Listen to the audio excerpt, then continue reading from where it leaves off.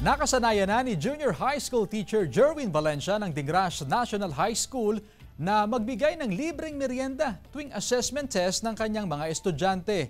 Ngayon, may pa-ice cream naman si Teacher Jerwin sa kanyang mga estudyante. 250 na learners sa 6 na section na tinuturuan ni Teacher Jerwin ang kanyang nabigyan ng ice cream pagkatapos ng kanilang pagsusulit. Paraan daw ito ni Teacher Jerwin para kilalanin ang sakripisyo ng mga estudyante para mag-aral ng mabuti at maging inspirasyon para makapagtapos sila ng pag-aaral.